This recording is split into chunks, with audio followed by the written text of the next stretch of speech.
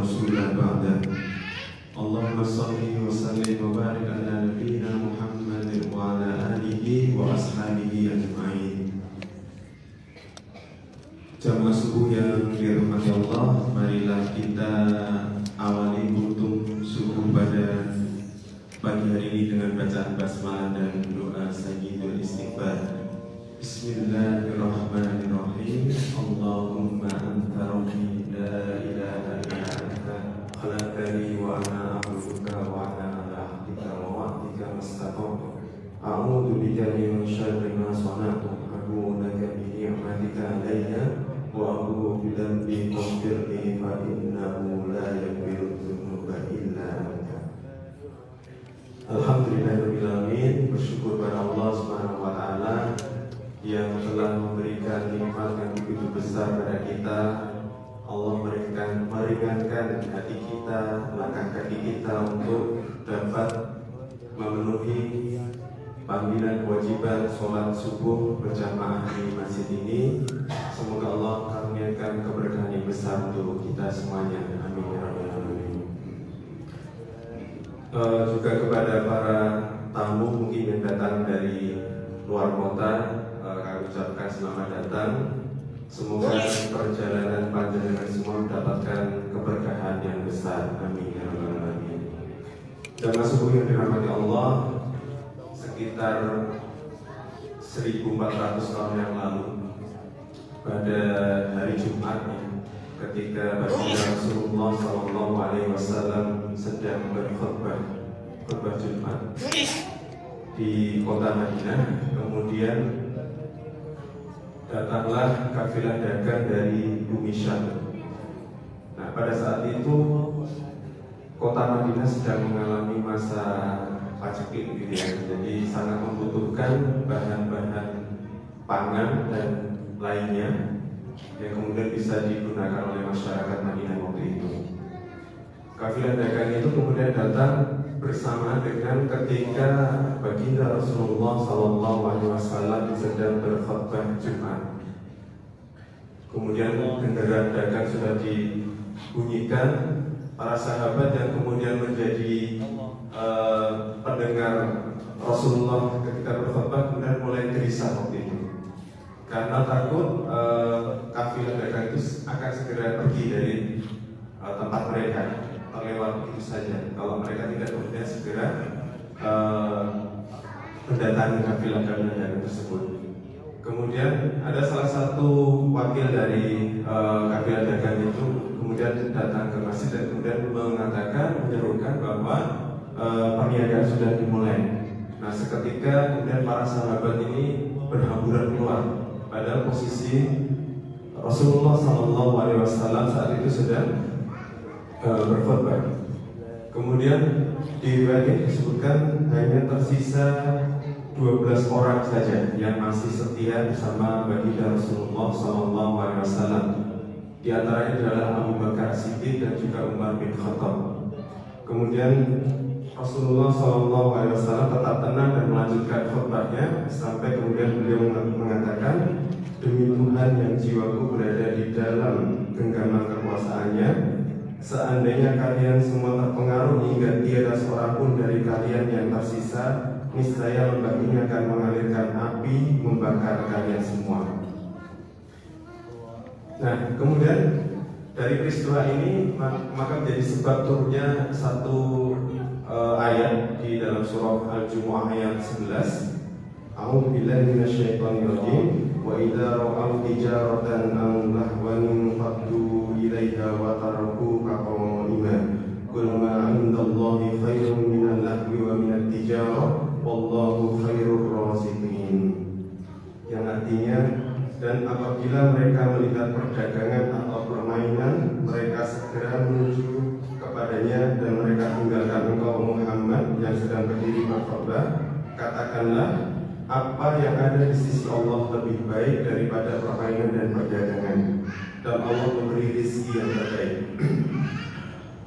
Dari peristiwa ini, selain menjadi sebab turunnya surat ayat 11 surat Al-Jumu'ah tadi, juga menjadi perubahan dari urutan ibadah Jumat.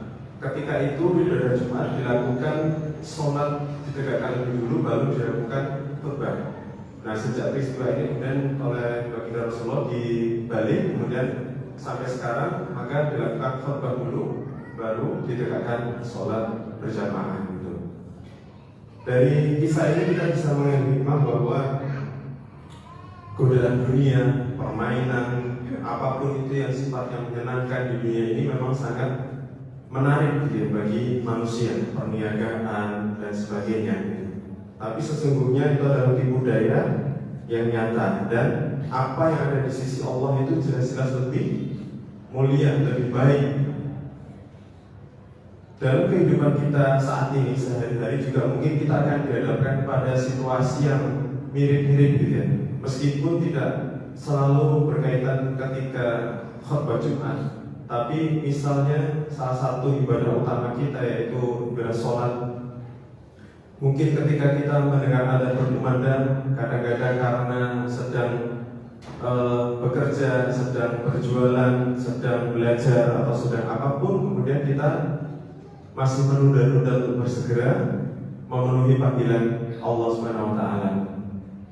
Tanpa kita sadari, kita juga sering mungkin melihat diri kita, keluarga kita, anak-anak kita pulang sekolah, pulang kerja gitu ya. Begitu sampai rumah belum sholat, kemudian langsung pegang gadget, HP, kemudian melalaikan itu semuanya. Padahal dalam peristiwa ini Rasulullah juga sampai-sampai memberikan peringatan yang besar gitu ya. Niscaya Allah ini akan mengalirkan api yang membakar kalian semuanya gitu. Atau juga mungkin kadang-kadang ini juga nasihat untuk kami pribadi ketika mungkin dihadapkan pada situasi yang membuat kita terburu-buru, misalnya ada acara, kemudian sholat kita juga ternyata ikutan buru-buru gitu. Mungkin Bapak Ibu pernah merasakan juga gitu ya. Padahal kalau kita pikir-pikir, Allah yang kita temui dan kita hadapi ketika sholat adalah Allah yang sama dengan yang kemudian mengatur urusan kita tadi. Tapi kadang-kadang itu hal kemudian melenakan gitu ya. Urusan dunia ini memang kadang-kadang bisa begitu melenakan gitu. Dulu berkaitan dengan sholat berjamaah ini ada satu kisah seorang sahabat yang buta bernama Abdullah bin Ummi Maktum. Beliau kemudian datang kepada Rasulullah SAW. Kemudian beliau mengatakan, aku tidak punya penuntun yang selalu menemaniku ke masjid. Kemudian Rasulullah menjawab, apakah engkau masih mendengar adzan? Kemudian Abdullah bin Ummi Maktum ini kemudian jawab, iya Rasulullah. Kemudian Rasulullah bersabda, maka penuhilah panggilan adzan itu. Nah, dalam konteks sholat berjamaah ini memang banyak sekali kita temui kisah-kisah di mana baginda Rasulullah SAW kemudian menekankan betul agar para sahabat, para keluarganya, teman-temannya itu untuk kemudian berbondong-bondong sholat berjamaah di masjid. Tidak hanya yang tua, ya, ada yang anak-anak juga, karena ditemukan riwayat ketika Rasulullah menjadi imam kemudian beliau menyesuaikan bacaannya karena terdengar anak yang menangis dan beliau mengatakan agar tidak merepotkan ibunya. Artinya juga ibu-ibu ada, anak-anak ada, gitu ya. Pada pertemuan yang sebelumnya kami juga menceritakan berkaitan dengan bagaimana di waktu subuh baginda Rasulullah SAW ini mengabsen jamaah. Ya, kisahnya sahabat Sya'ban, kemudian beliau sampai mendatangi rumahnya untuk memastikan kenapa kemudian tidak hadir ketika ditegakkan sholat berjamaah di masjid. Pada Jumat kemarin, Jumat pagi, Ustaz Habib juga menjelaskan gitu ya, satu hadis yang berkaitan dengan sholat ini ya. Dari Rasulullah SAW bersabda, aku pernah ingin memerintahkan sholat ditegakkan, lalu menunjuk seseorang mengimami manusia, kemudian aku mendatangi orang-orang yang tidak hadir berjamaah dan membakar rumah mereka. Nah, ini memang peringatan yang keras pada kita semuanya umat Islam bahwa sholat ini memang satu ibadah yang harus diutamakan. Dan kita melihat pada pertemuan sebelumnya kami menyampaikan data tentang jumlah keaktifan sholat berjamaah umat Islam di Indonesia yang memang sangat kecil sekali gitu ya. Nah, ini menjadi introspeksi diri pada kita, bahwa semoga dengan ikhtiar-ikhtiar kita dan apa yang ditunjukkan, dicontohkan oleh baginda Rasulullah SAW, bagaimana kemudian beliau mengajak keluarganya, mengajak sahabatnya, mengajak tetangganya, dan juga itu diteruskan kepada para sahabat-sahabat yang lain untuk kemudian membangun peradaban melalui masjid.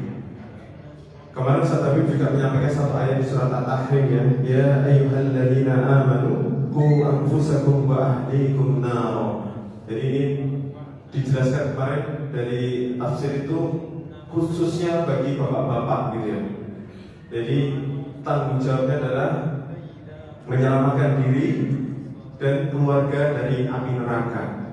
Nah, maka kemarin juga diperintahkan ya, diusulkan untuk segera melaksanakan praktek dari apa-apa yang kemudian kita sampaikan di kultum-kultum ini. Maka pagi ini kami juga memohon dan meminta kepada jamaah semua yang hadir, khususnya warga Jogokarian yang masih memiliki keluarga, suami, istri, anak, atau siapapun yang saat ini masih tertidur pulas, mohon segera untuk pulang ke rumah dan membangunkannya gitu.